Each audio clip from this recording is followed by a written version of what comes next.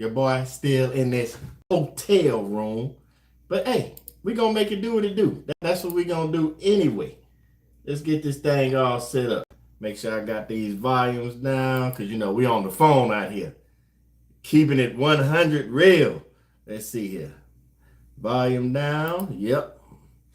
Yeah, fam. We in this thing. It's crazy because we in the hotel. We still in California. We dropped off already. But I came back to a familiar hotel because if I'm going to stay somewhere, I got to be comfortable. And so I came back to Ontario. If anybody know how this thing go, I know we say Los Angeles, but Los Angeles, like most major cities, it got the little cities around it, like Chino and all that stuff. I'm in Ontario. It's like 15, 20 miles away from Los Angeles. But no, fam, the whole point of this, as always, is for you to be able to ask questions, comments, and all that crazy stuff. And I tell you what I see, what's going on out here in these streets, baby, because it's real out in the street. Speaking of streets, I had an incident happen. I see you, fam. What's going on, Kima? What's going on? Hey, Kima from Longview, baby. Y'all don't know. Hey, Texas people, we keep together. But nah, fam, I saw something that happened, and I was like, well, that's one of the first things we're going to talk about. And that's driving. My goodness gracious. This driving is driving me crazy. Not for me driving, the people around, because I swear, like in the van, for example, if it's a collision detected, if you're too close, all the sensors start going off and they be like, it starts slowing the van down. Collision, be prepared, brace yourself. And I'm sitting there like, man, because a car cut me off. I'm not tripping. I know everybody got things going on. I'm just the second person. I'm in the background person. They the main character energy. We talked about this. I'm just a little blip in their story. They don't care. They cut me off. But I see it happen so often, especially when it comes to them big rigs. And I'm like, I don't think a lot of people know this. So the same way I have those sensors in the van that like make me slow down and start hitting brakes when somebody cuts me off, that same thing happens for those big rigs. They got things that slow them down. And I don't know about you. I'm just going off what my daddy taught me. If I'm rolling down that road, it is between me and you, it's going to be you. I got to go home to my family because you did something that was foolish. And I say that because there's people out here driving, and fam, I know everybody makes mistakes. I'm not talking about that. We see the videos of people cutting off and brake checking and all that stuff for them trucks. But I'm telling you, you don't know what be back there that truck is hauling at 20, 30, 40, 50,000 pounds. And they ain't trying to stop and they can't stop. And it's no different than our cargo vans. We ain't as big as everybody else, but you don't know that 2,000, 3,000 pounds, especially when that wind blowing. You feel it. It ain't no just quick stop. And that car cut me off, and I'm like, you don't like your life. And it was a little car. It was what's the thing called? Solara. Solara's like from back in the early 2000s. It's a little two-door car, and I'm like, yeah, I could have ran you smack over. And it would, yeah, my airbags would have deployed all that, but you would have been really, really injured. So, man, be safe out there. We see the wrecks. We see all that. Take that in consideration. Yeah, I know sometimes, just like the regular cars, them trucks can sometimes get on your nerves because everybody can't drive, but be safe, be safe. I see y'all, fam. I see you. Marcus always gonna check in, just like everybody else. I see you, King. I see you, Al. Appreciate y'all. Al out that H-time too, baby. I see you, baby. I appreciate you. But now, fam, I wanted to talk about how we got here, not necessarily how we got to California. Y'all know that from the last load. You know that all the way. But I see so many comments that I promise you I'll be trying to get to, but fam, like even today, y'all saw me. I want to sit down and reply to them comments, but you saw all that paperwork. That was just me just showing you the snippet because we was getting ready. Y'all saw that paperwork. That's that tax paperwork. It sounds crazy, but you got to keep, and I know I told y'all before, I know there's all kinds of software and everything else out there that you can put stuff in and it'll calculate and all that, but I'm still old school. Fam. I have to see the numbers. I got to touch the paperwork. I got to get the receipt. I got to make sure them numbers adding up. One, because I seen computer systems. They mess up too. I've seen it. I've been through it. It ain't no different than going to the grocery store. You think you charge for everything and they not added the code. I got to see the numbers. My mama raised me that way. If y'all don't know, I'll give you a quick background of moms. Moms used to work FDIC, one of them people that used to go and do audits and shit down banks. Like mom is the tax lady. She been doing taxes for years there. Mama was doing taxes before everybody on the internet was doing taxes. Talking about I'm your tax specialist. And she was doing it way before it even was hot. before it was popular. Like, man, that was mama. So she had me doing numbers, had me reading. I'm talking about encyclopedias. If y'all want to know about your boy used to have it didn't matter how much money we didn't have. One thing we was gonna have is the Encyclopedia Britannica, the whole set. Moms used to make me read definitions. And that's why those numbers and those definitions and stuff stick with me. But I say that because you saw that paperwork in the reel that we put out. I want y'all to think about the paperwork, because as we're building businesses, and everybody that's rocking since day one, I appreciate you. I see you, Mike Jones. Who? I see you, baby, tapping in with us. I see the quicks in here as well. I appreciate you. What's good, Andrew, my boy? What's going on? Hey, Mike, you better be careful, man. I'm out here in LA. I'm trying to slide over to Phoenix, baby. I got to get Phoenix. Be having that good work. Matter of fact, y'all got me jumping all out of sorts. We'll come back to moms and the taxes in a minute. But let's go and get this out the way, since we're talking about Phoenix, and y'all be wondering, like, some people be like, man, you moving around. How you doing that? Research. I told you before, fam, research. And I share with y'all the research I learned. So let's talk about it. So when it comes to cargo, it's like, let's stick with the 5 major. You can go with 5 major states, and I'm doing that off the top of my head now. Matter of fact, let's type some of this. But I know the 5 major states is Texas, Georgia, Pennsylvania,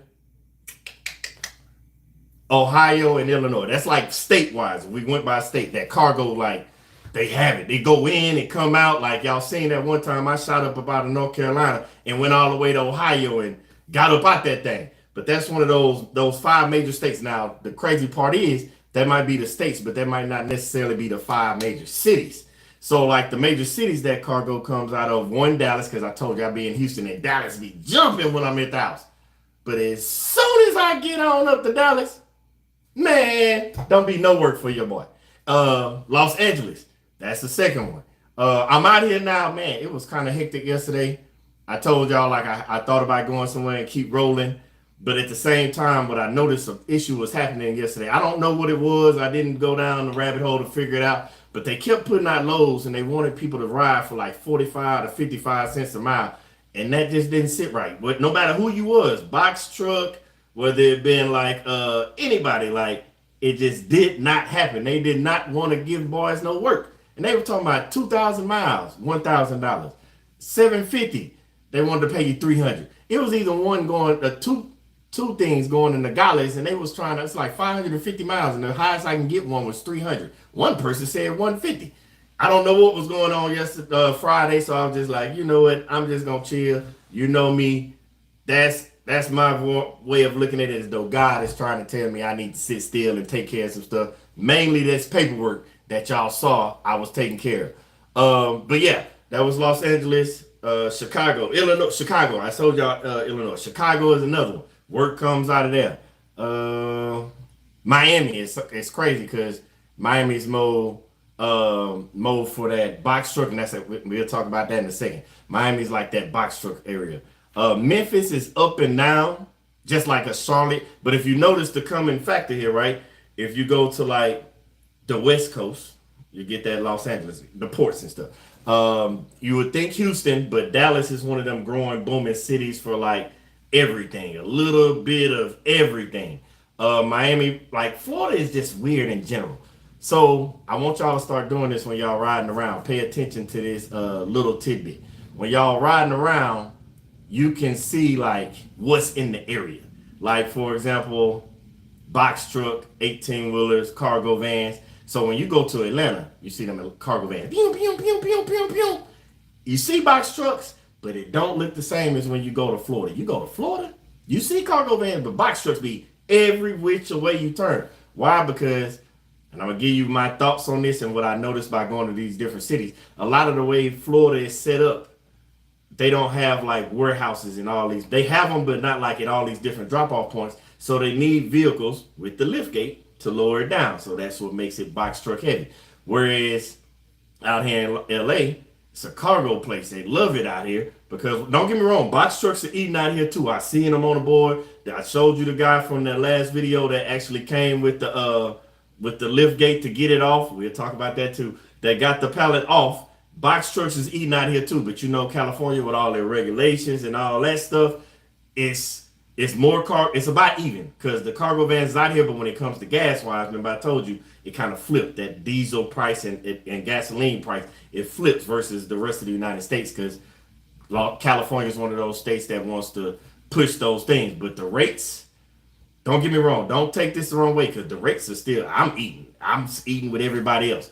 But you have those days and those moments you're looking like, And the reason that they, remember we talk about this all the time. The reason that sometimes they suck because everybody is trying to get their money. And I say that for the simple fact is don't look at it from, hold on, I'm trying to get this. Something popped up on the computer because I got the computer up too. I told you I was working. See what it's trying to tell me. Need to fix something. Whatever it is, it needs to fix. But yeah, the reason those rates are kind of iffy kind of thing is because you have to talk to these individuals because the shippers, that's how we talking on YouTube right now. All those YouTube videos, people talking about the money that they making doing box truck, cargo, OTR, all those, people see those videos. Just like we see them, the brokers see them. Just like people talk about how they dispatch, people see those numbers. The brokers see them, and just like the brokers see them, guess what?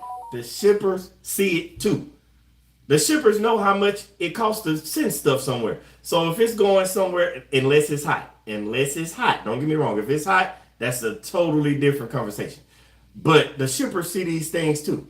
So when you're thinking about it from, that's why people, it's to get the direct carrier is a good thing because the shippers see the same thing too. So think on a bigger, I want y'all to think like big with me. You have these big companies, and these big companies get to choose who they work with. And if they work with the bigger company because they're shipping out so much stuff, they're able to pay a little bit more. Like medical fields, they can pay a little bit more because they have a different influx of money. But if you start getting to the mid-level and smaller level businesses, they can't pay all that extra money. And they get to see the YouTubes and all that too. They have one business, one warehouse, all that kind of stuff. So when they're shipping out, say it's going 1,000 miles. They know they got to pay anywhere upwards from 1,000 to 2,000 to get that thing moved, depending on where it's going. So when you factor that in, and the shippers are learning this, they're not going to give 3,000 and 4,000. So when you're sitting there like as us in these cargo vans, we want $1 a mile. If you're asking for something that's going 1,000 miles to give you $1,000, but the shipper, the originator, only gave out 1,300, 1,400 because they know the rate too. The broker's gonna want to try and dig into that as well, so they don't want to just be like, I'm gonna take 400 and you can have 1,000. They're more leaning towards a 60-40, 70-30 pay scale. That's depending on the broker, because there are some good brokers out there that realize I got volume, you're one driver, I'm gonna get 20 drivers to your one. Some brokers get it, but then there's those that just are money hungry. We're not finna dial down in that. That's not. I just wanted you to think of that on a grander scale for why those rates suck. I won't say necessarily suck, but why the rates fluctuate and why they're bad sometimes. So that's where we come in. We talk about business. Like we were talking about the CPA with moms. That's when, remember I told you, I read the dictionary growing up. That's when you have to have those conversations and lay it out. I've told y'all a few times I said what I said there in emails like, hey, they'll tell me a number and I'll be like, hey, what's your probability of getting to $1 a mile to help with my CPM for my Sprinter van? Yes, we know. Everybody doesn't have Sprinters. Some of us have Rams, some of us have Fords, but we don't have time for that. They refer to it as Sprinter van, so we're talking like we got a Sprinter van. So you're saying, hey, how close when we get to $1 a mile? And you'll know these aren't this isn't expedited. This is when I told you I'm finding those loads that'll be like LTL loads. LTL, less than truckloads. That's normally the 1, the 2, the 3 pallets. We can get 3 pallets. That's when you're asking them like, hey, I see your rate is this. What can we do to get that up here and I can get it there? And this time, like that. That's what I mean when I say we're negotiating. And that's when those times you see we get the lows that be like 93 cents, 94 cents, 95 cents. Because we couldn't get to the dollar because remember, it's not expedited, but we're letting them know we can get it there a little bit faster, which is good for the broker because the broker looks good to the shipper because it makes it look like, hey, I can get stuff moved for you faster. So they'll kind of tweak with it. That's why you have to talk to them. I know they call it all kinds of stuff to playing the game, to switching up, code switching, whatever. We're building a business out here. And the same way you would want to have your business professional, you think it's code switching, or whatever word you want to use. But once we get this thing up and running, and it's gonna be a monster because we making a beast. Once it gets to that, do you want just anybody coming to work for your company, or you want them to have a little bit of professionalism? You want them to have a little common sense when they're dealing with people, because they're going to be moving either freight under your business, or they're going to be talking to suppliers and brokers and contractors on behalf of your business. So if you don't get in the habit of doing this yourself now, how can you expect others to do that when we grow our businesses? So yeah, I just wanted to tell you that. Another thing that we talked about, driver etiquette, we touched on. Oh, I've seen the comments about the insurance. I never thought, and I forgot to mention to y'all this, the COI. Remember I told you, the certificate of insurance. That's what some brokers and all that, when you're booking loads, they're going to ask about that. When you're getting insurance, make sure your insurance company, I guess you could say Geico, Progressive, whoever you go with, because they normally have these big, massive corporate companies, so it's not like a one-on-one with somebody. Ask them how fast is their turnaround on the COI, because sometimes that can be the make or break of you getting a load. Because when you're dealing with the broker, and there's some brokers, whenever they're going out there, like, hey, we need the COI to say this, because they needed to say a particular thing, whether it be their name, the shipper's name, somebody else's name, to say that it's covered in case the event something happens, their freight that you're hauling is covered. So you're going to see that. And the reason I say make sure your insurance agent, whoever you go with, can get that COI to them fast enough, because that's normally a matter of minutes, seconds. They'll work with you a little bit on the time, but if it takes you 2-3 hours to get it, you're not going to get the load. So find out from your insurance carrier. If you're already signed up, go ask. If you're not signed up and you're looking to get insurance, ask them that question before you go ahead with everything, to make sure you can get that insurance in a fast enough, get it back to the broker fast enough. Let's see. Oh, now it wants me to connect again. Got to keep connecting, because we cannot. I figured out what happened last live. We fixed it. But the thing with it is, when I got to this hotel, the internet isn't keeping up fast enough. So that's why we back on the phone, because I didn't want to accidentally lose y'all like we did last time because of that issue. So we on the phone. So yeah. Andrew, how many companies can you put on your COI? So it's only one. So the way it works is, your insurance agent, obviously, it has your company, your insurance and all that. But say this broker, and this is just, don't use these names. I'm just using people that are on the load board. Say you're dealing with some with I don't know. I can't even think of a single broker. D&L Transport. D&L Transport might say, I want the COI to say this, and it says D&L Transport. And so they have to be able to just type the name in, send it over to them, and through email and all that, and they'll be like, okay, you had a load. Or King of Freight, it needs to say this. These are just generics. These aren't people that I've actually had that say. So it's only one at a time, but normally after you get that, and it's like, your insurance agent doesn't necessarily take you off the insurance. What they do is they put their name on there for that temporary period, send it over to them, you go drop the freight. It doesn't change anything. It just makes it, in the event that something happens, that their cargo will be covered. That's all that really means. Let's see. I see somebody else. T-Boz says, I have 6 COI right now. T-Boz, hold on. When you say you have 6 right now, you're saying that they're all 6 on the same page? I was talking about necessarily when you're sending it to the broker, not that you have a list of all the different people as one, because then if you send it to a broker and they got all the different brokers companies, that's what I was referring to. Are you talking about you have 6 different separate COIs, or you're saying like you have done it where you have one on this one, one on this one, one on this one, one on this one? That's why I love this, fam, because we get to all learn together. Is it the law that you have to post your MCN dot number on your van? So it depends. That's kind of a tricky one. So when I looked it up on FMCSA, you'll see some people with it and some with it. Without it, I haven't seen in the. I know they have to have it on there for the bigger vehicles because they're overweight.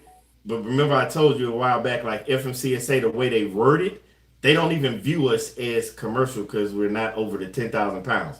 But to move stuff, you have to be commercial. So it's like a gray area. So part of it is yes and part is no. Haven't had any answer. I talked to a police officer one time because I just wanted to be. Of course, every state is different, so take this with a grain of salt because you might get one that say yes, some that say no. But the one that I talked to basically said like, hey, for the most part, we're not even looking at you guys when you pass by. And the same kind of goes for box truck. Not saying that box trucks don't go through weight safe, but they're not even looking, because you could be a box truck that's just moving furniture from state to state, because people are driving Penske and all that stuff. So they see it, they're looking for it, but unless you're doing something crazy, they haven't. But that's just the one police officer I asked. I just asked one. Now, if y'all know a different answer, hey, shoot it down in the chat. Let us know, because the way it reads is yes and no, depending on, because some people stay local, some people go over the road. I've seen both. I've run in the cargo vans out here with nothing on the side. I've run in the cargo vans with something on the side. I seen with names on them, the no names, just the ones that look like the white cargo van that say free ice cream. No, I'm just playing. There ain't no free, there ain't no free ice cream, free candy. But yeah, so yeah, T-Boz, I was saying, you separate it. That's what I was getting at. Like, yeah, you separate. It's not just one. So it's like one at a time we're talking about COI, I'm sorry. One at a time, but it's not like a list of them. It's separated. So if you're running with, I can see how that can possibly be.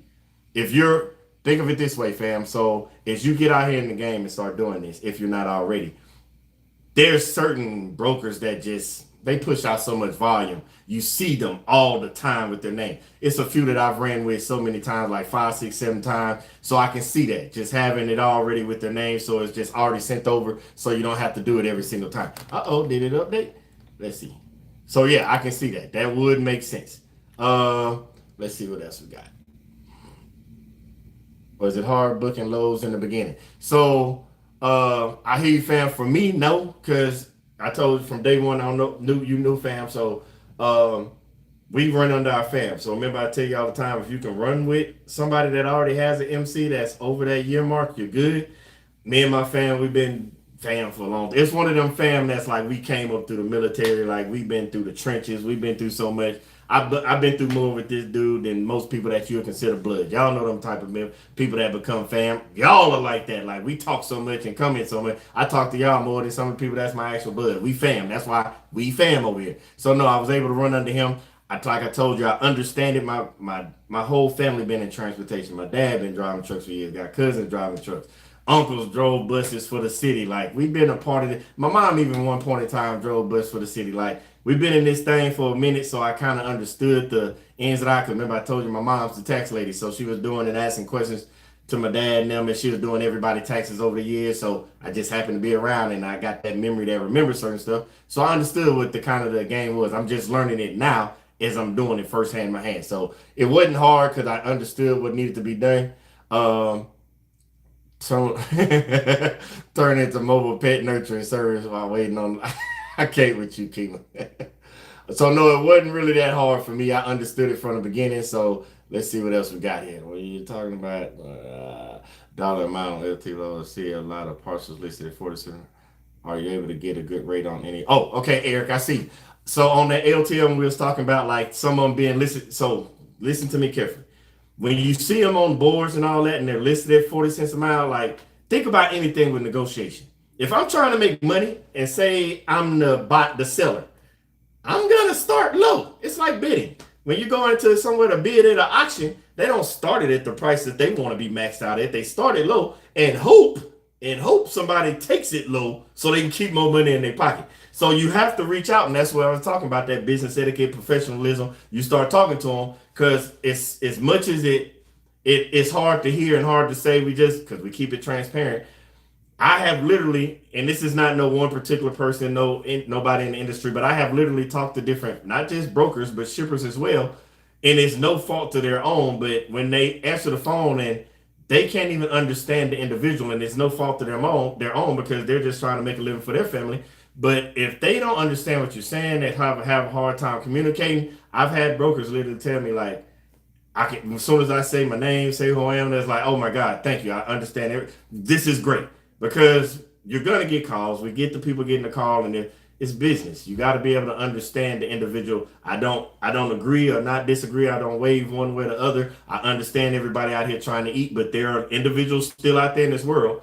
So you need to call and negotiate. That's the first one, because 9 times out of 10, you're out here with a bunch of other individuals, and the brokers automatically dismiss them, because not even just on the language barrier. There are some brokers that have talked to people and they're like, I couldn't work with them because it could be the slang talk, or or not understanding the different lingo, like we was talking about LTL or less than truckload, or FTL, full truckload, or even if we talk, you hear people 3PL, third party logistics, or we talk TONU, and they be like, hey, if this doesn't happen, I'll give you a TONU, and they're like, what's the TONU?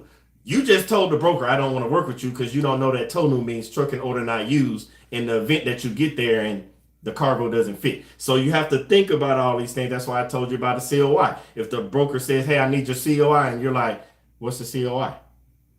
They're not going to work with you because that's why they want to, like, again, that MC, we know we all hate it where it has to mature. Some want 3 months, some want 6, some want 9, some want a year. I've even come across brokers that want 2 years. You have to understand that you have to look at it from both sides. I'm a mental spectrum guy. It has to balance out on both sides. We don't like it, but I have to shift over here to why they need it. Because there's individuals out there that don't know what they're doing. We just talked about driving. Some people can't even drive. I need to trust you with my freight that can cost hundreds of thousands of dollars to get there, and you first can't even drive. So your MC maturing lets me know that you even know how to drive.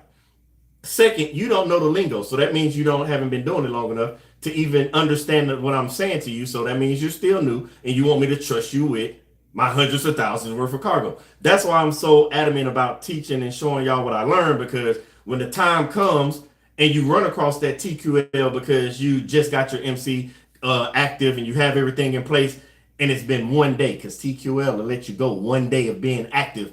Come day 2, fill out the carrier package, but you also got to know the carrier package. You see what I'm saying? Like, and then you have the other ones that you do it 3 months and they let you in. But that's also, I told you, make sure you're able to run. If you don't have nobody you can run under, find that carrier that lets you run without having to be exclusive to them. Because when you're exclusive to them, you can't have your own insurance. You're running under theirs. So find those carriers that let you run but not be exclusive. Because as you're running, the carrier might get you the load, but then they always ask for the phone number. Why? Because the broker, not the broker, if they're tracking you, somebody's going to be calling. And then after it's all said and done, sometimes the broker's the one that calls you. And you're building that relationship. So when it comes time for your MC, be like, hey, DNL Transport, I ran for you 5 times. I did a load from you to here, to here, to here, to here. Hey, I was doing all that and I just got my MC active, and I want to know if I can send my carrier package through you, or you send me the link to the carrier package and I send it because I did these 5 loads. My name is such and such. It was great working with you,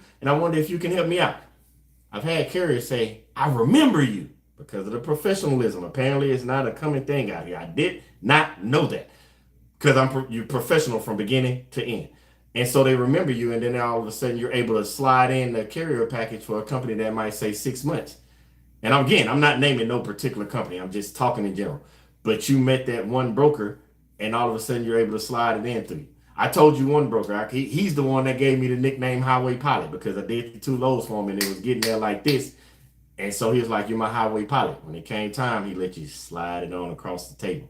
They don't care. It's just whenever they put that number in, when you give them that MC, when you try to book a load, as long as it shows you're good with them in their system, let you go. But if you're not, they got to give you a carrier package, and whatever system they use tells them yes or no that they can work with you. And it tells you why, whether it be the insurance, MC age, too many violations. They call it they got a scoring thing where if you got too many either tickets or anything against you, that it's considered a violation.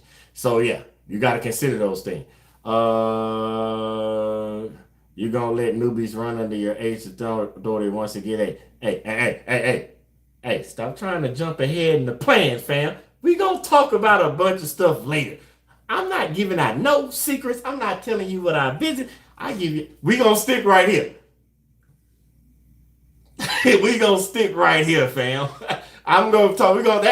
You're getting too far ahead of us. I know you ready, but hey, I told you we give our stuff for the ones that's ready, and the ones that we get now. I promise you, we coming, fam. We coming. Let's get, because I promise you, I just told you when it comes to business. Say hypothetically. Say hypothetically we go over what you're saying. Y'all will know from off rip from the jump. If I say, hey, me and my wife finally opened this thing up, let's ride. You know from watching the videos and having these lives, you already know what I expect. We expect professionalism. We expect you to do what's within your means. That's why all the motivational videos, all the stuff when I said the 3 things you need to know you can do. Like, you might not be a person that can drive straight shoot for 1,000 miles, But you'll know that, and we had that conversation, and you're like, hey, I can get you about 500 a day. That lets me know I can get you on the lows. That if it's 1,000, I need to make sure it's 2 days. You see what I'm saying? We're doing this together in steps because as the time go, you know with me, we're gonna have a good time. You know that's me and my whole family. We're gonna joke, we're gonna play, but when it's time to get down to business, it's gonna get down to business. And you know when you get to rocking over here with your boy and I fam, you know you're so much that you stop at Buc-ee's. We're gonna have catering. But nah, fam, I best believe when we gonna have some.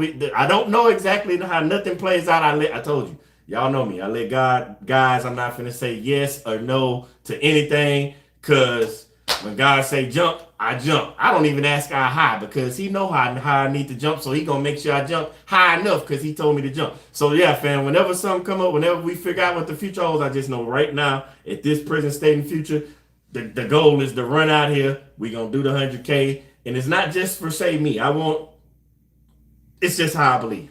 I get tired of people telling people what they can't do because I'm a solution oriented person. If you're going to tell me something can't be done, tell me not just how it can't be done, but then you need to show me another way that I still can accomplish what I said I wanted to do. So if I say I want to make 100,000 in a cargo van, if you say no, I cannot make 100,000 over here in a cargo van, then you need to give me the reasons why, and then slide over here and say, but if you do this, you can make 100,000. You see what I'm saying?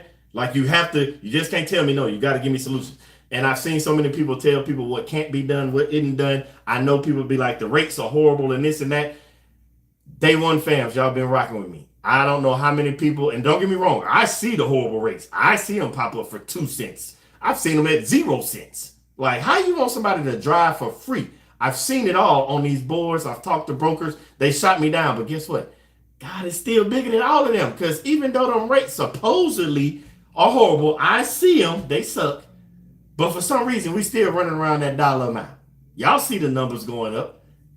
So it can't be. I really believe it's part of your purpose. You're doing it the way He wants it. I'm not saying you have to be in the game because He told you. But if you're running according to how He wants you to run, if it's supposed to be local, it's local. If it's OTR, it's OTR. If you're carry, whatever He puts in front of you, don't deny it and say, I can't do this because I want to do this. And that's how you get away from God playing so fast. But I just go where I go. So we'll talk about all that in the future. Yeah. You have to know state carry laws. Y'all know what that is. Go ahead. Don't just run out here willy-nilly. You know who you are. Know your state carry laws. Y'all was having a whole conversation while I was talking. This is why I like this. Y'all in there talk. Y'all keep talking because somebody out here needs everything y'all talking about. The quicks. I know y'all ready. We already had a talk. Y'all keep putting out them videos. That's the other thing remember I told y'all about this marketing? I don't know if this is where this is going. I'm just using this as an example. When I say start marketing yourself, because believe it, when I said about the CPA thing and like doing the tax stuff, and I'm like, and y'all know if I said in the thing about building different businesses, believe it or not, YouTube is an extension of your business. And I say this, and I'm gonna give you, if your YouTube name is the same as your business name, then you're good to go. If it's not, then it gets to the point where you start making money. You need to make a YouTube, get an LLC because that's an extension of your business. It can be a DBA or a separate LLC because it starts bringing in income. That's why you have to do it. That's why I told y'all in the past. It's like free marketing. But best believe, the same way y'all are watching, Safer All Out, y'all are like, hey, BG, you and your wife opened it up so y'all can have people run under you. That's what's up. Y'all think we wouldn't do background checks? We had a whole daycare. We had to do background checks. My wife stayed on top of background checks. Like, that was one of her bread and butters. You think we wouldn't do a background check? And you know what helps with a background check? If you just so happen to go to somebody's YouTube and you can see their personality, who they are, how they interact with others, how they take care of their vehicles, how they take care of the freight that they're dealing with. Are they on the same? Because you can be an amazing individual. I can be an amazing individual. That don't mean our paths are running at the same place. You might be going here, I'll be going there. We might not be a good fit for each other. I wouldn't be a good fit to work with you. You wouldn't be a good fit to work with me. It's great people all the time. Think about sports. Athletes are amazing. But you see teams win and be like, how you win? But this team over here is loaded. They're not a great fit together. That doesn't mean that they're bad, but you know what helps? When somebody does research on you and you look, that's why I told you your YouTube is part of your branding. because it could be anybody that's watching you. So yeah, keep that in mind, fam. Tell me about Lowe's around Louisville. Will I starve? I don't think you'll starve. What I've seen from Louisville, and it's just remember, this is just me. I think in. I don't see a lot going out. And what I attributed that to is when I start looking at not the big cities, not the major states and all that, when we start looking into like the Nebraskas, you know what I'm saying? Like places like that, and this is gonna sound really, really crazy, but just stick with me. This is my logic. When I start running across those places that they're known for, like their college team, for example, or they don't have major industry like Nebraska, Cornhuskers. Y'all tell me what Nebraska's football and NBA team look like. Kentucky. I know Louisville, Kentucky. I know Kentucky. Tell me your NBA and your... Okay, let's go. Let's switch it up then. Alabama. We know the Sooners. Tell me about your other teams. When I start thinking with that, because remember, my rabbit hole is crazy. I start looking at weird things. When you start looking at it from that perspective, you're like, I start noticing those places have things go in, but not a lot of stuff coming out. It's other stuff to that. But I'm just saying, when it comes to Louisville, for the most part, look, unless you got some local contracts or unless you got something in the area, but to be able to move around like other cities and states, like for example, I told you Texas was one of those states. I've done it a couple times and I know it's possible. I just choose to, because we're doing a 100K challenge. I want to run it up fast. I set a goal for myself. I can probably run around Texas and make $300 to $500 a day just staying between Dallas, Austin, San Antonio, and Houston. But that's one of those states that it happens in. Like every state's not like that. You can get it in Florida like that. Miami, Tampa, Jacksonville, Orlando. You see what I'm saying? Like it all depends. If you don't have freight that can move around like that, it might be regional for you, but it most likely won't just be in Louisville. Might be the surrounding states that you have to consider.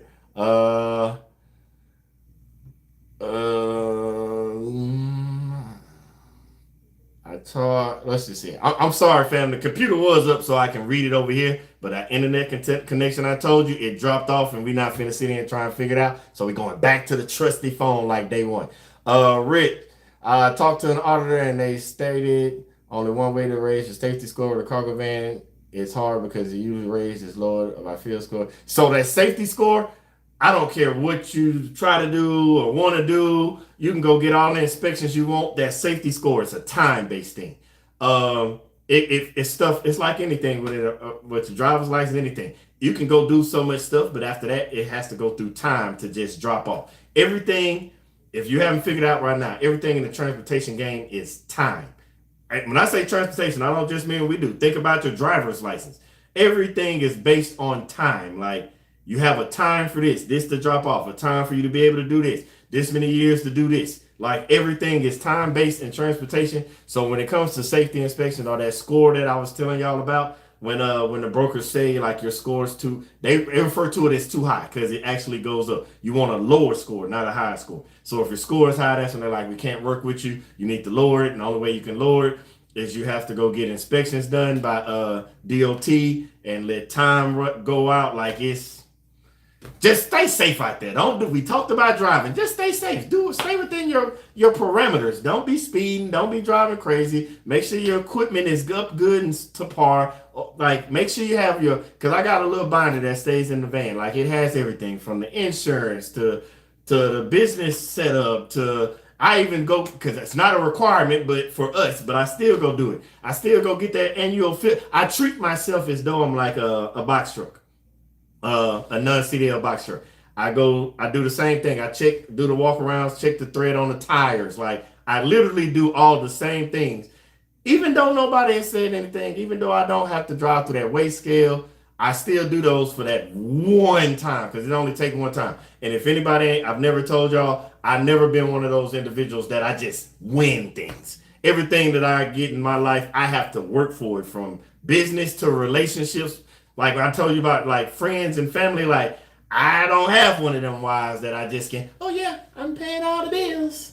We don't have to do that. No, I still got to put work in. My kids don't care about all that. Dad, you know what I'm saying? I never just was given anything. Like, I have to work for everything. So I always tell people, go over and beyond. Just have your stuff together, then you won't have to worry about them safety scores. Sean, you're going to be regional, and you was worried about getting in and out. Don't worry, Sean. You regional. If you saying regional, you good. You good. You got, if you stay regional with Kentucky, you got the Tennessees, you got St. Louis, Missouri. Missouri be jumping. You can get to St. Louis from Louisville. Like, you're fine if you stay in regional because St. Louis stay rocking. I told you about Memphis. Like, you good. Even if you go, because I see stuff happening in, I told you, Illinois. Like, I want to say this because I want people to understand how the United States map can throw you off and have you thinking something different. Remember, I told you, from Houston to El Paso. Takes the whole day. Y'all seen that. Y'all rolled with me in the last video. You're going to be riding by 12 hours, 11 to 12 hours to get up out of there. That's roughly almost like, it's about roughly 7-something, almost 800 miles. Close, in that range. I want you to think about that. 800. That's why I said when you was talking about your staying regional, that 800 from Houston to there. Do you know that you can get from down at the bottom in Florida, Pensacola, all that little area right there, that little tip of Florida that's right here, not the bottom, the very tip, the Tallahassees, the Pensacola's and all that, from there, it takes about 700 something miles to get all the way up into like Ohio. So the amount of time from Florida up to Ohio is how long it would take me to get from Houston to El Paso. Don't let the map confuse you. Don't let these states confuse you because they have you thinking. Now, don't get me wrong. If you're driving from the bottom of Florida across to the top of Florida over to Pensacola, it's just like driving through Texas. It's like driving through California from Los Angeles all the way up past Sacramento. But when you start factoring in these other states, I promise you, fam, when y'all be like, oh, you still going? You're in and out of most of these states in 5-6 hours. Some less than that. I forgot what video it was. Where I picked up, was it the one and going from Georgia to, I can't remember which one, but I basically went, I think it was out of Tennessee into Illinois into Missouri in like 3 minutes. Texarkana, Texas, Arkansas, Louisiana. So I know you're saying regional, but think a little bigger. I want you to stay regional if you want to be in your bed every night, but at the same time, don't just, if you don't care about being in your bed every night, don't just use regional as the word because some places regional is like half the United States. If that makes sense. Like when I'm like, oh, I left North Carolina and I ran over the VA. That was like 100 and some miles. It was equivalent to me driving from like Houston to Dallas. So keep that in mind. If you got to play with it a little bit and put it in the GPS and just put random cities to cities, do that and you'll see what I'm talking about because it's not as big as you think it is to cross around state lines, especially in certain places. So don't just the reason I say that. Starting out, yes, but I'm one of those individuals that you haven't figured out. I don't cap myself because y'all gonna get all the faith in God stuff that I got going on in my head. I don't cap myself because I believe when you ask God what you want and what you're trying to do and it's aligned with who he is, there's no limit to what he can do. But I believe we sometimes cap ourselves. Like we said, 100,000, that was mainly for everybody here to keep going and get the understanding because believe it or not, for some people out there, because I used to be one of them, 100,000 doesn't even seem obtainable in any business, let alone a cargo van. So I put it at that number. So it's in our mind, let's all do it together so we can see it as attainable. But at the same time, I don't cap myself because if I say 100,000, but God was trying to give my family 1 million, I just limited what I want God to do for me and my family when it can be more. So I don't cap myself. So starting out, I always tell people start with your comfort zone. But once you get going, you never stick in your comfort zone. You got to get comfortable being uncomfortable. So keep that in mind. So start regional and then keep going. Sean, if you're looking to leave 3 to 4 days at a time. Okay, Sean, this is what I want you to do. I don't know if you sat down and watched any of the videos with the wife. Any of our videos. Go back. Go watch the 5K week. Day one fams, y'all know what I'm talking about. Sean, if you already watched it, I'm sorry if I'm repeating myself.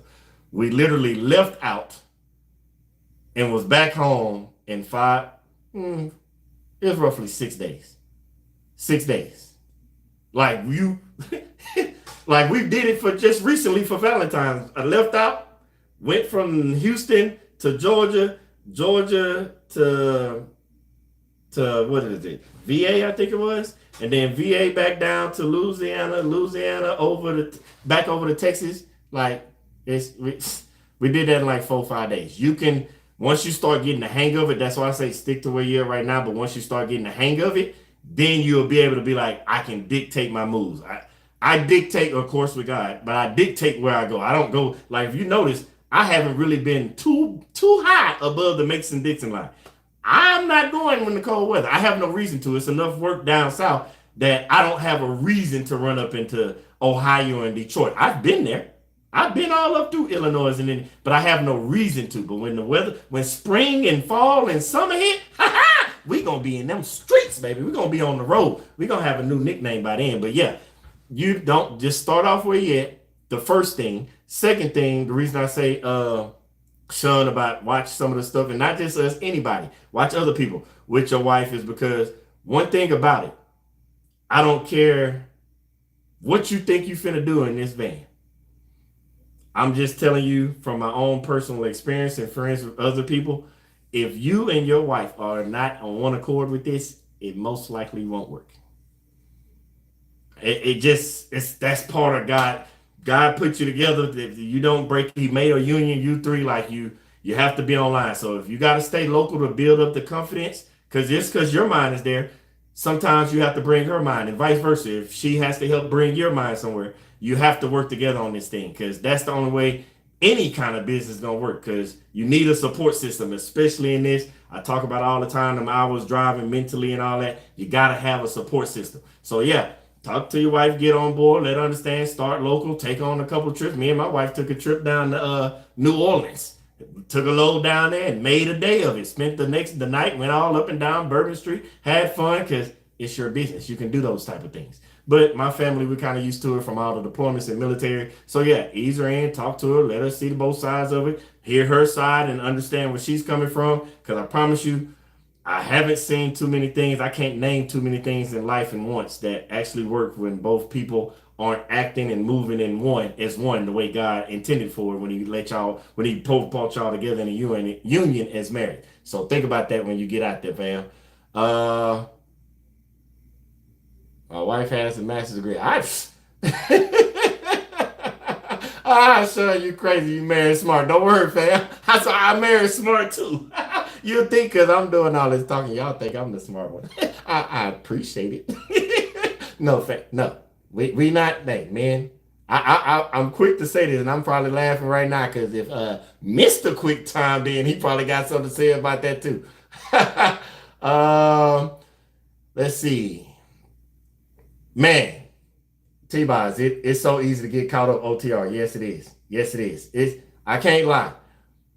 It depends because it's like almost like a drug. Because if you're one of those people that like driving, like being out there in that road, it can get addictive because you're out moving from state to state. My biggest thing is I'm a world traveler. I love seeing new things, and if y'all haven't figured out, my family's a foodie, so I love trying food. That's why I be telling y'all the food spots I go to. Because best believe, I'm out here again with Mr. Fries. And I went got the hibachi, baby. Them hibachi fries was fire. But anyway, I like trying those types of things. And so I like seeing things. I like seeing the different types of mountains and plateaus. I like seeing the different bridges over different bodies of water. I like interacting with new people when you get in these small towns and you see cornfields and cow. Like I like seeing that type of stuff. So it can get pretty addicting. It can get pretty addicting.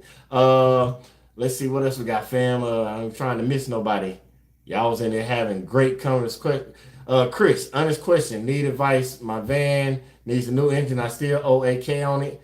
Should I trade it in for a nice older van? So I don't know what type of van you got, but in the last live, I don't want to misquote you, Chris, so you might have to go back and watch it.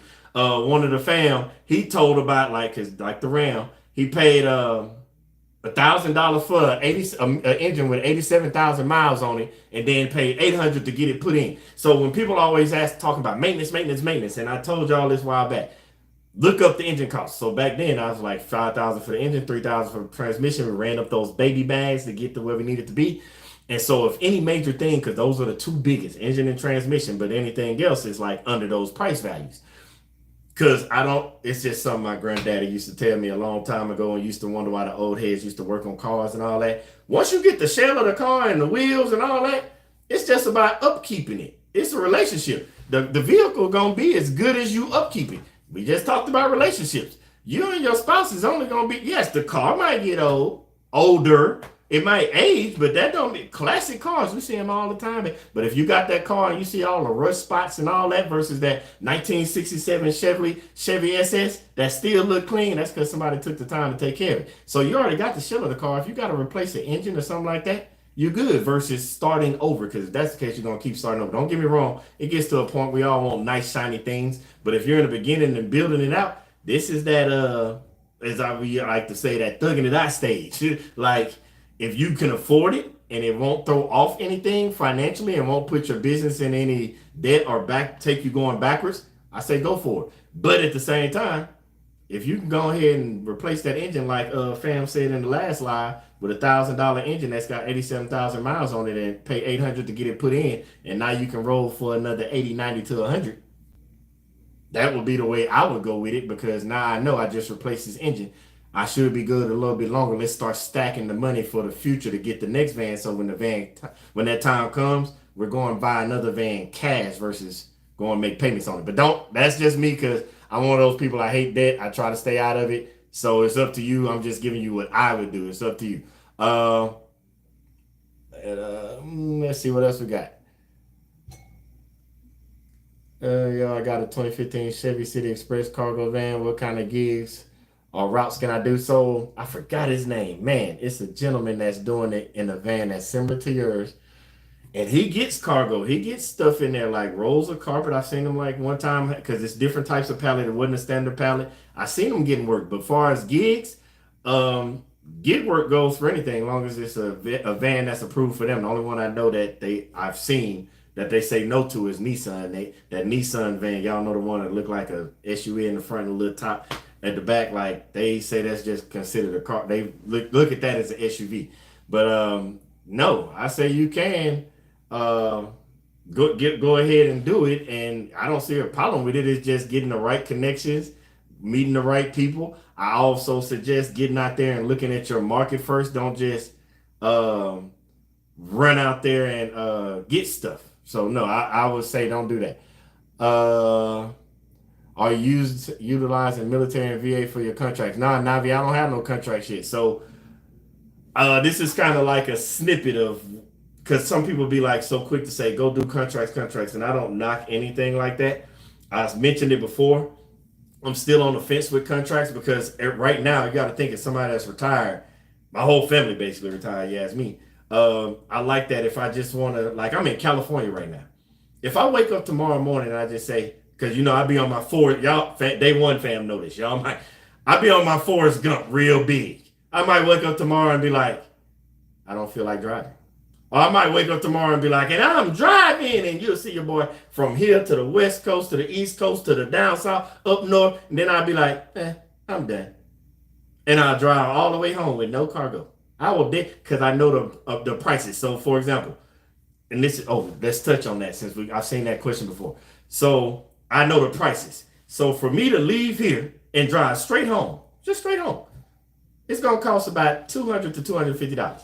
So if y'all didn't know, this last load that got us up here in this area was $1,750. It took $250 to get here.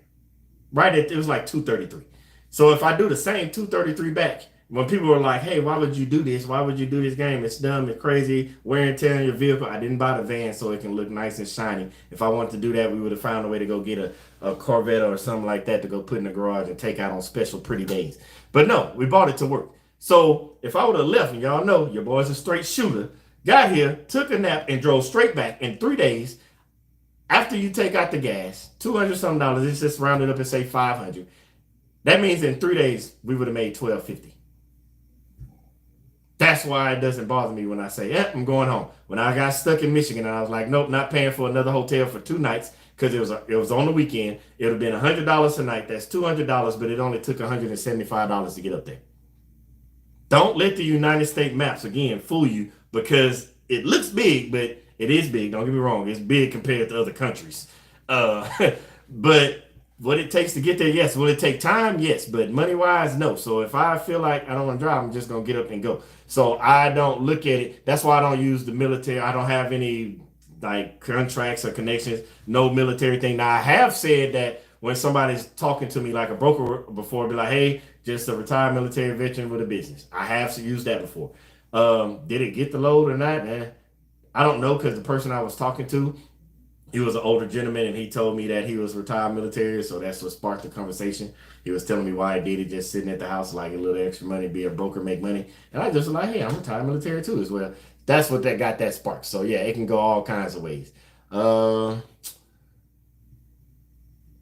need a one-on-one 30-minute consult. Rich, one-on-one 30-minute consult. That's in I'll make sure to get the link gets in to this live after it's done. But yeah, if you go back a video to the last couple of videos, the link has been in there. If not, go to the last live. We put a link in there with the consultation schedule. Y'all know I dedicate the Sundays to y'all. So Sundays all day is consultation, and then at night we do the live like we're doing now. And then we get rolling for the next week. Because if y'all ain't realized, your boy already ready for next week. Y'all saw the reel when we put it out there. It looked a little scruffy, but touch myself up a little bit. Yeah, when everybody be like spending money, I've been cutting my own hair for years. I ain't trying to be no professional. I ain't up there taking no Vogues, photo shoots. It does enough. The wife loves it, so we good. Money in our pocket. Contracts, no force dispatch. Good. Yeah. That's what I meant when I said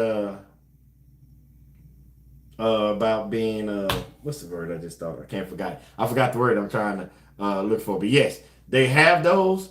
But the thing with it is, and I've seen the 3PLs, I've seen different ones that like let you do it, but y'all know me. The reason I say that is because I will really go to the house and sit there for like a week or two.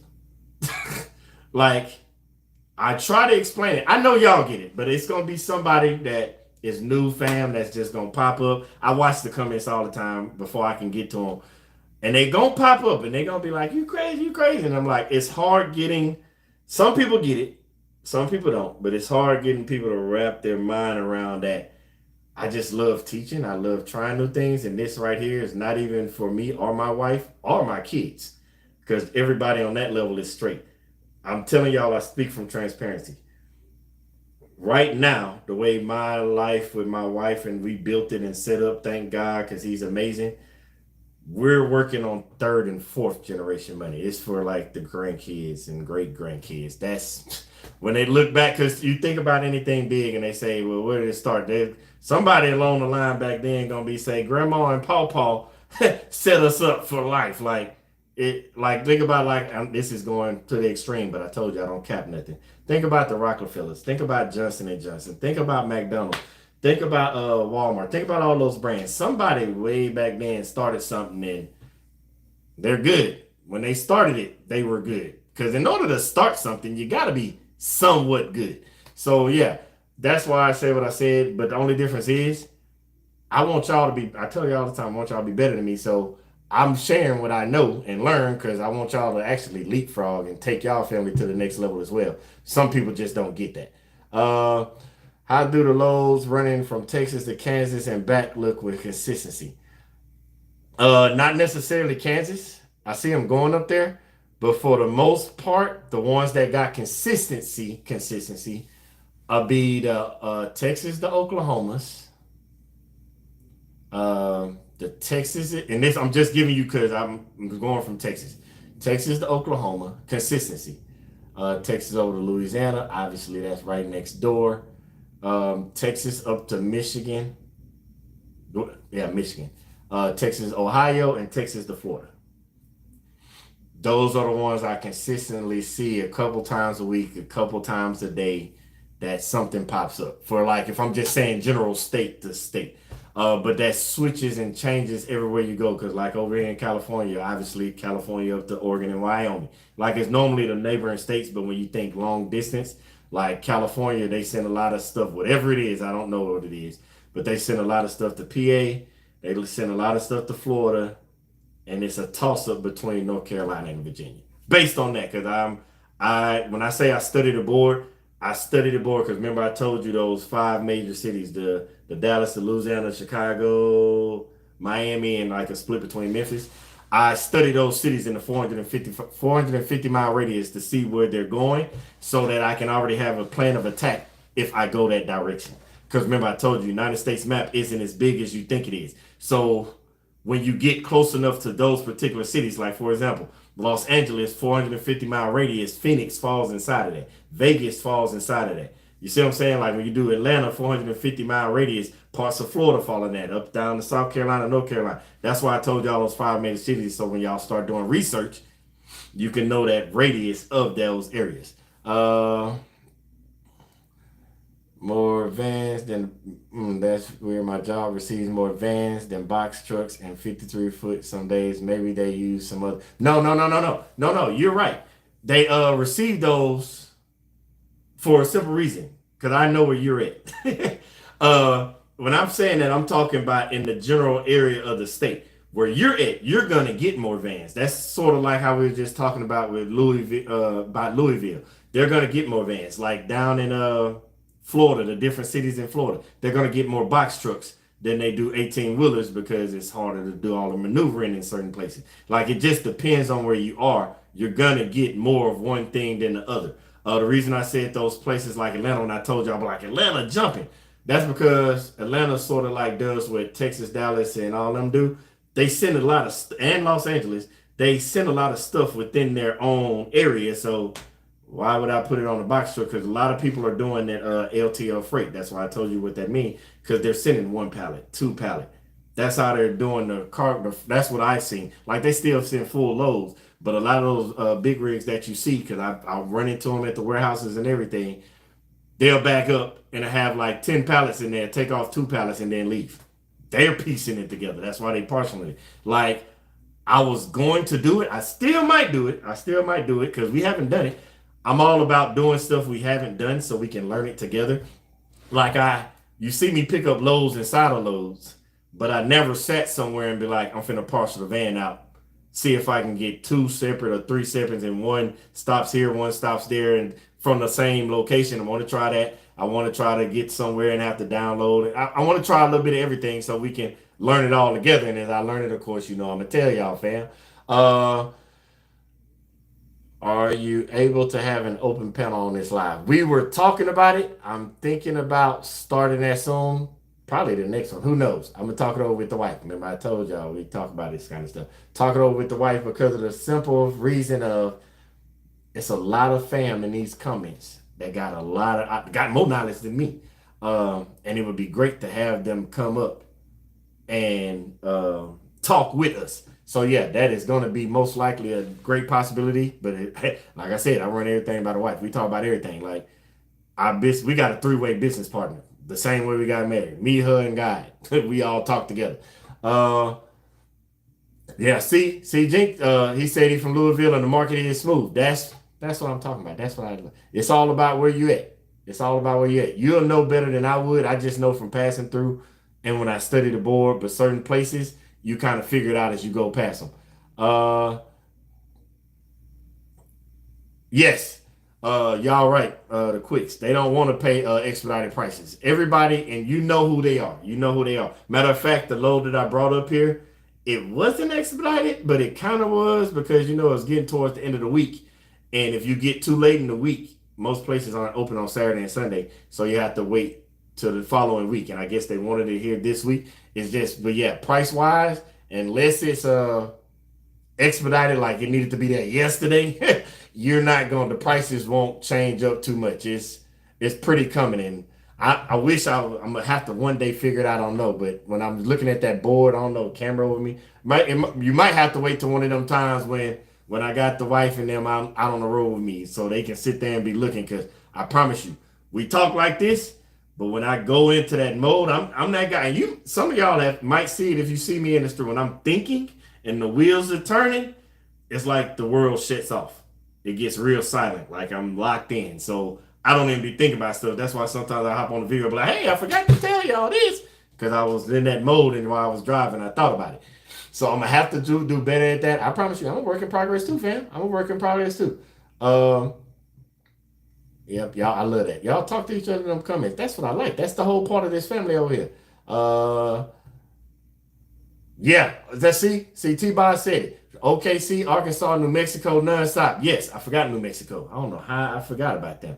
But yeah, you get up to that top part of Texas, remember I told you the distance. But when you start getting up to the Albuquerques and Alamorados and all that up there at the top of Texas next to New Mexico, it's like that is considered what the bottom is with Texas and Louisiana, if that makes sense. Like that Houston to New Orleans pipeline and all that stuff, when you get up towards the top of Texas next to New Mexico, all that is right there together with Oklahoma, all that. I told you, Arkansas. It's like the little regions, it's like they stick together or something. Let's see. I know about the Discord chat. Matter of fact, I got my son looking at that one. We're gonna probably, but think what it is. It sounds crazy. It's gonna mainly be for y'all because I know who it's for. I know who it's for. Trust me. We've never been those people about we want all your money. So we know it costs to do that type of stuff. We're gonna set something up. We're gonna make it because again, talk to the wife. We're gonna make it beneficial for y'all, and that's why we do this as well, because we're starting out everybody else and we're learning together. So in my mind, it doesn't feel right like, hey, let's charge for this. Like I can talk about certain things because I understand business and all that other stuff, but we're gonna dive into all that as well. We're gonna get that going, and it's mainly gonna be, let's honest, the fam that know what it is, and we all gonna come together as one because it's the world we live in with communities. You have to set it up some type of way, and the person that sets it up has to pay something, and everybody else chip in. Like, yeah, y'all get what I'm saying. We gonna work it all out. But nah, what else y'all got, fam? I think I covered. We talked about the paperwork, the taxes. We talked about branding with YouTube. We talked about driver etiquette. We talked about the major cities and states. Oh, I wrote it down. Because y'all, hey, fam, we talk over here. We keep it transparent. Let's talk about numbers. Because we running up that 100K. I know we had talked about we was going to do it at the end of the quarter. But y'all saw me doing all the tax stuff, so it was really in my face. So let's do a recap of January. So in January, it sounded like, remember, we had all the rain, cold weather, snow, all that stuff. So we really ran a total of 18 days in January. That's counting the days that was over the weekend or that time at the end of the month when I went gone for the whole week. That was counting if I picked up on like a Thursday evening, dropped off Friday morning, that's counting all that. So we really was working 18 days last month. 18 days last month in January, we grossed $8,309 in 18 days. That was gross. Then gas wise, because remember I told you with the CPM video, I always go higher. I already have it scheduled to in my mind that every month is 3,000 gas, but it wasn't. But I said 18 days for a reason because we spent in gas $1,599.97, and we had one oil change for $114.45. We average an oil change every month. So after you take out the gas, $1,599.97 over 18 days, because remember I told you it's roughly CPM wise is like close to almost 3,000, 2 to 3,000 a month. It fluctuates, but it hasn't been over that. But after the gas, the oil change and everything, we ended up netting $6,594.58 in 18 days. I didn't add food in there because y'all know me, I'm a foodie. I didn't add hotels. These two things y'all don't have to do. That's something we choose to do. And like food, if I wanted to, I know how to do it. I know how. I just like food. I know how to go picnic style, go in there, Walmart, make sandwiches. I know how to do all that. Trust me, fam, I do. We did not grow up with money. So yeah, I know how to do all that stuff. You just don't have to do it. So that's why I didn't give you those numbers, because that's on you to figure out what your budget looks like, of how you're going to eat, how you're going to live, how you're going to do anything. Yes, we do got little stuff. We got the air mattress and all that just in case I need a quick nap. But no, we haven't had to use that. So in 18 days, we grossed $8,309 after gas and oil. Gas, $1,599.97, oil, $114.45. We netted $6,594.58. I'm telling y'all that because of the comments that still don't get it. If I just, and let's just break this down to basic numbers. $6,000 a month is $76,000 a year. But we just said we did 65. Last time I checked, that's over $80,000 a year, and that's after expenses of gas and oil changes. If we stuck with the exact same numbers every single month, From January to February, that's over $80,000 a year after expenses. And taxes, I haven't even, I know y'all already know, some of y'all know how to do this already. So when we get to that point later at the end of the year, some of y'all already know, but when you start subtracting stuff, because taxes on your personal business is a lot different than taxes in your job. By the time you're done, you're not taxed the same. We'll go through that later. But yes, the people, and I say that, fam, because I appreciate y'all. Y'all been real patient with some of them. And I be like, I seen some of y'all be like, y'all ask one person, how much do y'all want to make?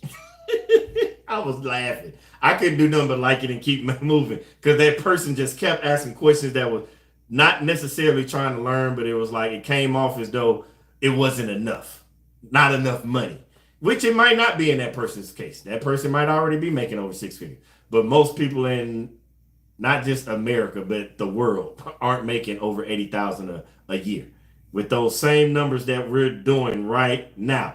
And no, Navi, that's no gig apps. That's just all the OTL. Every video that you got, go back to the video from January 1st till now. If you go back to that video, that number that I gave you from January 1st to the end of January, that had no gig apps in it. None. I'm doing it 100 to let you see what it looks like with nothing. I know you can sprinkle all the gig apps you want in there. I advise y'all to, especially like I've been here all weekend, go knock them out. But I want y'all to have raw, unfiltered numbers, because I want y'all to see what is possible. And people don't think it's possible. So that right there, if we just stayed on track with that right there, we would fool around and be at 80-some thousand. Maybe we're on 100,000, 100K here. But I'm going to let y'all know a little secret right now. We still got this whole week in front of us. This whole week. I don't know if y'all watched the last video. Did y'all watch the last video? If y'all haven't watched it, remember I told you the gross was 8309. As of the last video, we're at 16,100. We still got this week left. So all we need is, based off what we did last month, we need $209 this week to match last month. But I know I believe in a bigger God. We're going to blow that out the park, because we going somewhere. And remember, I'm telling y'all this because y'all can run different. Remember, I shut it down for that Valentine's Day week. Went home. Remember, all these things happened. Didn't get no Monday, Friday pick drop off Monday. We shut it down. So numbers can vary based on how fast and how big you want to run. I'm just putting that out there because we can, if y'all want to, we can do a recap, or we can every month, or we can wait till every quarter. I'm here to serve y'all, help y'all get these numbers. But again, that was also 18 days, like I said. So yeah, that's over 80 bands. And like Margaret said, it's a short month. We didn't even have a full month. Plus, I'm going home for the Valentine's Day. So we took 5-6 days off or something like that for Valentine's and the 23rd anniversary. So Brian, you said what's our best week? We made a video of that. It was like $5,300 something. Like, if y'all don't know anything about this, if you're still learning this game, like box trucks, those are like borderline box truck numbers. Putting up 5,000, over 5,000. Like, they can get over 5,000, but you got to remember with those logs and all that, depending on how they run. But box trucks, they're averaging, remember, they can get to like 20,000 a month. They're averaging about 5 bands a week. So that's box trucks number. Yes, gross. Yes, it was 53 after we subtracted everything. I subtracted everything. I think it came out to 42 or 4,300.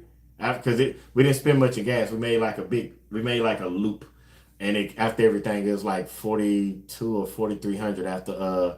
Remember, it was just gas. We already had an oil change, so obviously that wasn't coming out. And I'm not telling you the number based off of food and hotels, because you obviously don't have to stay in a hotel. And like I told you, I got an inner big kid that likes to eat food, so. Don't get me wrong, that's only for dinner. I chill out during the day. Like, I have the regular sandwiches like any other person. It's normally the food at night when I'm sitting it down at the hotel. I will go spend $15, $20, $25 real quick on some food at the end of the day, because I feel like I got to reward myself. You got to, that's my thing. I got to reward my body for putting in the work. I'm going to get feeded how it wants to be fed, and we're going to go about business. But yeah, that's what I wanted to give y'all, that recap. We can keep doing the recaps, or we can do it quarterly. Of course, I'm going to still make a video for quarterly. You right. That Bucky's be getting me. I'm trying to... Now, on top of not waiting till the end of the day to get food, I will smash some Buc-ee's for breakfast or lunch. If I'm passing by, I get by one or two. But you ain't gonna have me miss too many. What's Spillway at? Is that out here where I'm at? You gonna have to, Kimmy, you gonna have to hit me up and let me know where Spillway at. Cause I'm gonna go find it. You tell me something good. Same way I tell y'all. Y'all tell me what food is. So yeah, chat, like y'all leave in the comments, fam. Like if y'all got some good places in these cities y'all live at or pass through, let me know so I can add them to my to eat list. Oh man, but man, what's your go-to food? Fam, you gonna definitely go back and watch all them videos when I talk about Buc-ee's, because I'm gonna go get that cheesesteak burrito. I'm gonna get the 3-meat sandwich, pause, that turkey, sausage, and brisket. And the other one for breakfast, I'm always gonna get the brisket and egg tacos. And I'm gonna pay extra for the cheese. No less than 2. No, serious. No, but then my 3. That's what I'm gonna eat every time. And if it's just a snack day, pause. It's gonna be the sausage on the stick. I'm sorry. I like anything wrapped. You wrap something in a tortilla, you can't too much miss me. That's how they got me with they wrapped the sausage on the stick in a tortilla. We not gonna. I told you the brisket and everything. I didn't eat the pizza at Wiley's. I'm gonna have to try the pizza. I'm gonna have to try. I did the chimichangas and all sorts. I told you, anything missing food, you don't really too much miss me, because I'm gonna try. I'm gonna try. But yeah, fam. That's all I really have for y'all tonight. Y'all up here talking and running, and I love it. So y'all just let me know, because I know we talked about that, and I'm coming over. I'll come up with some stuff. But if y'all got something that y'all want to talk about, let me know, and I'll get, you know me, I'll do some research. Yeah, that Chester's be hidden. Don't get me wrong, it's kind of, for my opinion, the price is 4 pieces of chicken for the biscuit for $9. I know that it shouldn't cost that much, but hey, when you're on the road and you ain't sitting down and you driving trying to eat, like, yeah, I'm gonna get the Chester's chicken. You can't miss me too much chicken. I like chicken. But yeah, I'll be made up for you. Man, fam, trust me, we working on me and the wife are trying to figure out the logistics of the meetups. I have a feeling it's not gonna happen until after this 100K challenge. But hey, I don't put nothing past God. God might say a whole different plan. I just know if y'all see how it is, I'll be sitting still and y'all be like, how did you get over there? I've been doing better with that, so don't get mad at me. I've been doing better with telling y'all when I'm moving as I move. Instead of just popping up on y'all like, hold on, you was in North Carolina. How you all the way in Oklahoma? I ain't doing that as much, I'm telling y'all. But nah, fam, yeah, I'm all for the meetups. You know what? I'm going to put this to the test. Because I basically know where all the Buc-ee's at. Like from where I'm at in Los Angeles, when I drive up out of Los Angeles, as I'm heading out, before I head out of California, it's a sign that says the next Buc-ee's is 1,393 miles. I know where the Buc-ee's is at. I know about the new one in Mississippi that they're building at exit 24 on I-10. Trust me, I know where they at. When I get to rolling and I find somewhere that I'm going, like soon as I get on there, I'm going to make a separate reel or a post or something, and I'm going to say, I'm going here and I'm going to stop at Buc-ee's. And just for y'all, when I'm stopping at that Buc-ee's, I might sit for about 30 minutes to an hour just to see if somebody pop up. I'll let y'all know. That'll be my deal to y'all. That'll be when I know I'm rolling somewhere, I'll let y'all know, and y'all will know what I'm talking about because you know the Buc-ee's. Change the channel to Daily Grind and Dine with the Grams. I like that. Oh man. Do you use the AFSP and basis when you book some of your rooms? No, I don't. No. So what I do for booking rooms, I use my I got different rewards programs. One of them is like Choice Hotels.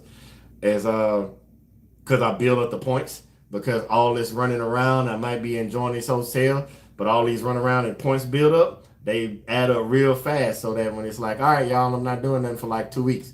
And I go tell the wife, like, let's go hit Vegas, and it pays for the hotel for the whole week, or let's go anywhere, and it pays for the hotels for the week.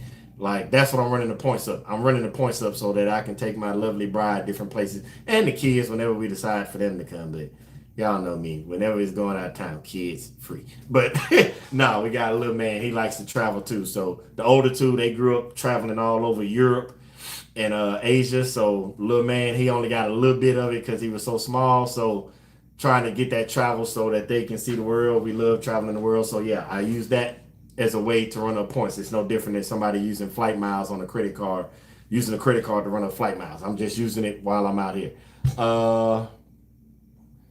I gotta be careful on it. Yeah, we gotta be careful. I appreciate you, fam. I want you to be safe out there too, man. I can't wait for the day we all can bump into each other. 2 hours from would I be able to do gig work with dispatch in Houston to my MC numbers, or will I be able to? So the thing with that, what I found out is if you're gonna try and do a different address, I don't know. I've heard this, so don't quote me. I don't know. I've heard of people that use different address if they have relatives. They use their relatives' address to sign up for different stuff. You would have to wake up every morning and drive down there if you're cool with that. I for Houston area, I didn't get into dispatch yet. They never let me in. Don't know why. I heard it's a great app, so I really couldn't give you advice on the dispatch app.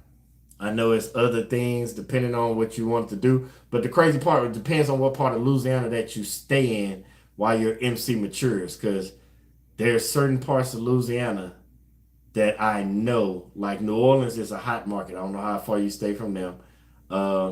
I don't know how the gigs look in Shreveport. I do know I passed through a couple times. My son even looked at his. I know stuff like DoorDash, the food eating ones. I don't know about the bigger ones.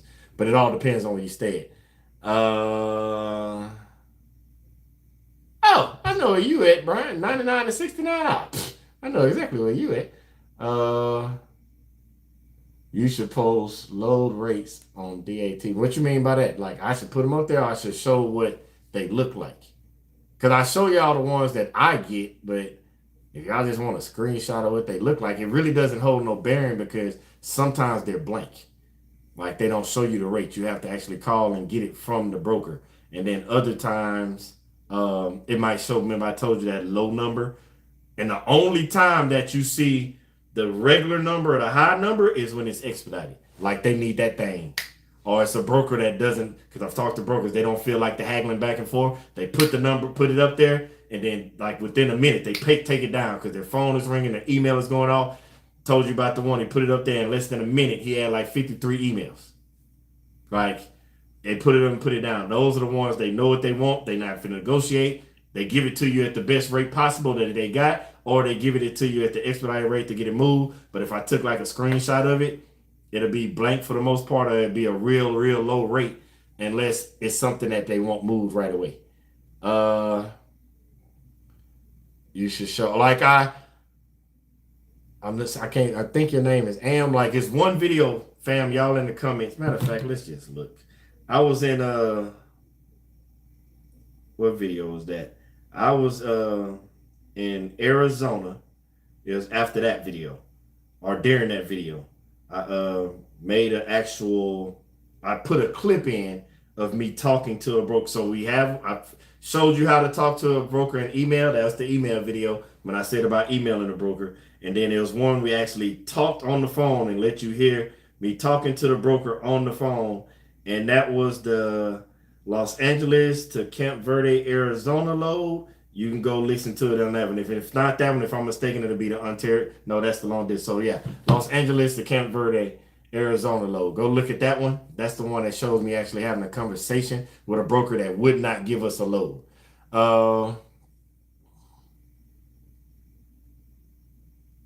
Nah, Reese, I get it. We all there. We all been there. We all going through it. Take your time. There's no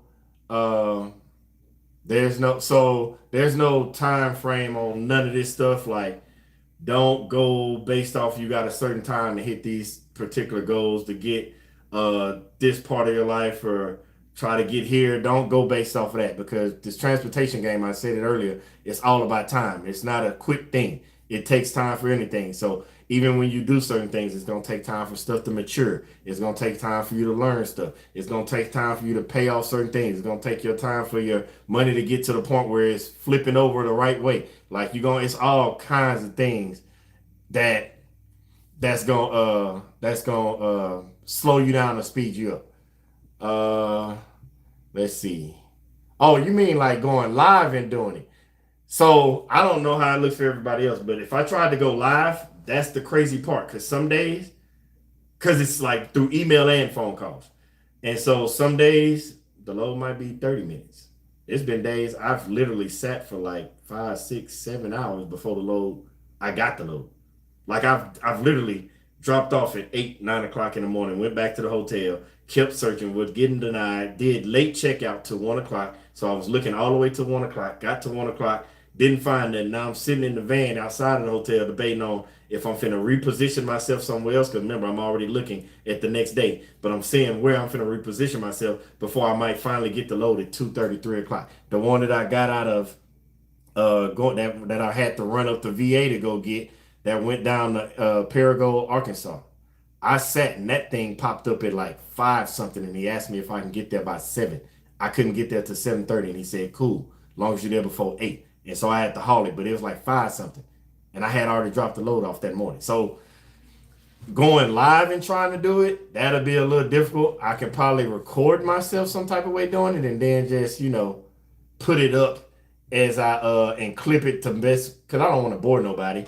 I know y'all time is precious too, so I don't want to bore nobody. So I might try to do something like that and just clip it up. We put it out there like that, so you can see it, so you can see the denials and the approvals or this and this. So I might try and figure something like that out. I just gotta remember, because like I said, when I get to going, I lock in. No, I'm gonna tell the chat to hit the like. Oh, I'm sorry, fam. I'm just talking, and that ain't what you meant. See, that's why we talk. Cause I'll let you have it, Mister Quick. I'm gonna leave Paragould alone. But hey, if I'm ever going through, I can't wait. Uh, 25 is a great price for the consult. I got 50 for one tonight. That's what's up. That's what's up, man. Hey, if they want to talk, I'm always here to talk. That's what I do. I talk all day long. That's until my wife tell me to be quiet. I appreciate you though, fam. I was talking about something else, but nah, hit the like button. I'm one of those people. Y'all know how it is. Hit the like, hit the subscribe, hit the share, hit the notification. I hear people saying so much that I feel like what's for you, and if you really want to be tuned in, it's gonna find you. If you resonate with it, you resonate with it. I never have been that person that I want you to feel as though like don't get me wrong, it's a great feeling. I appreciate it. We love it. We love all the love y'all showing. But I've never been that person, because I told you I don't necessarily win stuff. I gotta work for everything I get. That's been my whole life. So the people that like y'all, I appreciate y'all for even rocking with me. Just we got the live up to like 50 something. Like I think that's the highest it's been. Like the videos, like y'all got us rocking with the videos between the 500 to 1,000. It gets over the 1,000 because it's the people that catch on later on or just stop by and happen to watch it. But that I understand numbers. I understand algorithm. I understand the return. Like I understand that for what we got for the fam wise that's already subscribed and the amount of y'all that actually watch on a consistent basis. I rather y'all as the day one fans, those fans that keep those numbers, as we continue to grow that stay at that 500 to 1,000. I rather keep consistent people in our life than have that random boost that makes 30,000 people show up and then you only see 1,000 of them every blue moon. I'm all about consistent growth. I'm all about loyalty. I'm all about transparency. I'm all about family. So I appreciate y'all for even rocking with me, because I'm going to keep rocking with y'all, because this is what we do it for. So that's why we're here. Everybody that comes along and jumps on board with us, we appreciate them. We love them. We're going to show them the same love, respect, and knowledge that we all gaining together. So that's just how we rock over here. We just human over there. Let's see. I don't do hazmat loads. I've done like 2, but with hazmat, it got to be under 1,000 pounds. Because I've had hazmat when I was in the military, but it doesn't cross over on the outside load. On the outside world, they want you to go redo and reaccomplish everything, and I'm not doing all that again. No. It put me through the ringer when I got hazmat. It put me through with all that CDL stuff back then. I'm good. I've done it. That's a check mark. So no, I'll do it because under 1,000 pounds with 999, you able to run it. So I've done it twice, but after that, you got to get that, and I'm not going through all those certifications again. Anybody may have been asked already. What is the daily or weekly minimum number and RPM minimum. That ranges because OTR is different than local. So you can have OTR because remember, what I try to, I guess, teach what I'm doing. So what I'm doing that's feasible, that works for me, and it switches up depending on how I'm feeling. Friday to Monday is going to be $1,000 plus load. The lows during the week, 500 to 800 miles, because we're running for like $1 a mile. That's what we're shooting for. $500 to $800 a mile. I mean, 500 to 800 miles. And the reason being is because I told you every 3 hours for every 200 miles. So if you get to 800 miles, that's a 12-hour day. So that gives you time to pick up, drive 12 hours, get to where you're going, shut it down, relax, get some good sleep, and then drop it off the next morning. Because after 500 miles, it's the next day drop off. Because most places you can't get, unless it's an early morning pickup or they stay open late. Most places that you pick up, you can't drive 500 miles and get it there within the same 8-hour day. It is possible because 400 miles is 6 hours.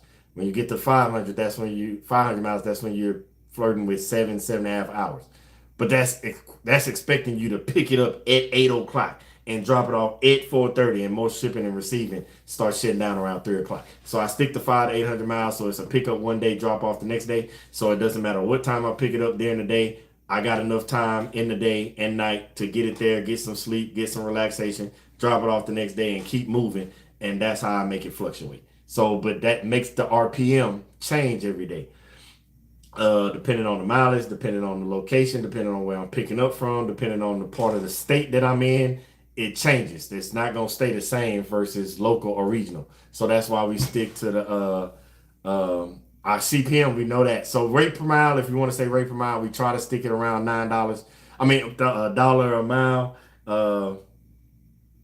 We know it can drop as low as like 92, 93 cents. If you haven't seen, you see it get up to like $1.50, $1.80 on some lows. It changes and fluctuates so much.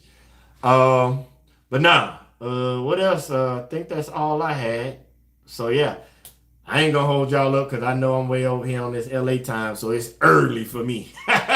And I want y'all to get some rest because I want y'all to get ready to get that bag in the morning too and get to going. So it's still early for me, and I got a little time to do a little more resting, finish up a little bit more work. We got the one paperwork done, one other business got to do some work on. Got to have enough time to talk to the wifey because she on Central Time Zone. So yeah, fam, y'all know I want y'all to go get that bag. I'm going to wake up and go get the bag myself. And y'all know when I find that bag, I'm going to let y'all know where we going to with the bag to get it. But nah, I appreciate y'all for rocking with y'all, boy, as usual, especially on this live. Man, we had an hour and a half. So yeah, that's what's up. That's what's up. An hour and a half long live. So yeah, we're going to keep it pushing. We're going to be live again next Sunday, 7 p.m. Central. And you know I dedicate the Sundays to y'all. So if y'all need that counseling, that one-on-one mentorship as y'all call it, but I just call it one-on-ones because we talk about anything. I'm gonna make sure the link gets at the end of this live, and we're gonna put them in all the remaining videos. So as y'all go, y'all can see it. But now, fam, I'm about to get up out of here. I want y'all to get some rest, some relaxation. Get up and go get that bag this week. I want y'all to trust God in everything y'all do. But as always, you know what it is, fam. Until the next time we meet, y'all stay blessed.